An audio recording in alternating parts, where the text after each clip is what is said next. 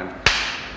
Now, Kate, looking back over the 70s, as far as music is concerned, what are your thoughts about the music in the 70s? I think there's been an incredibly big revolution. I think the fact that right at the beginning of the 70s there was the punk thing was very much a birth thing, and I think it's developed something that would never have happened otherwise. It made people rethink music, and especially lyrics and attitudes. And I think people are now much more interested in becoming a projected image on television. Like, a lot of people are starting to act and use their hands and fight back.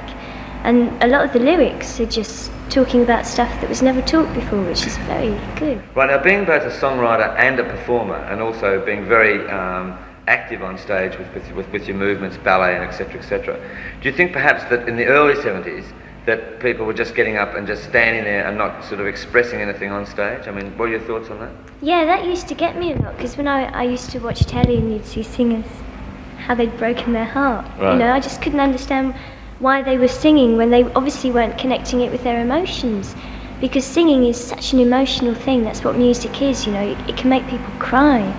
And I think people are beginning to get into that a lot more now. They're actually becoming the song rather than just being the plastic image, which is great, because the more we get rid of that, the better, I think. Now, who were you following, say, around about the start of the 70s?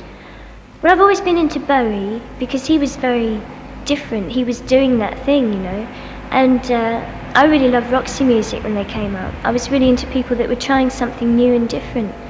And I've always been into people like Dylan and the Beatles, obviously, yes. And the music for the 80s, the first part of the 80s, how do you see it? Oh, I think it's going to be very sci-fi, because the big trend, especially cinematically, in the last, say, 3 years has really been science fiction, you know, Star Wars, the Alien, and they're fantastic films. And musically, there's not really that much to go with them. In fact, the newest thing is Gary Newman. Right. I don't know if that's happened over in Australia. Chibayami. But in England, he's just gone berserk. People are mad over this guy and his music.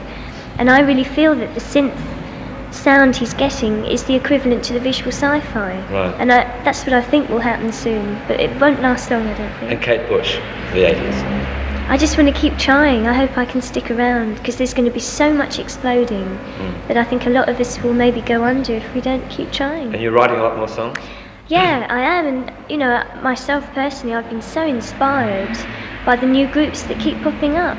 I mean, the one at the moment that just bores me over is Police. I think they're just incredible. Such a good band. And, you know, bands like Thin Lizzy and Boomtown Rats, they've got so much energy that you just sit there and think, wow, you know, I've got to do something. Yeah. It's really good. Well, listen, thanks for being on the show again. Thank you, it's good to see you again. Sure is. Yeah.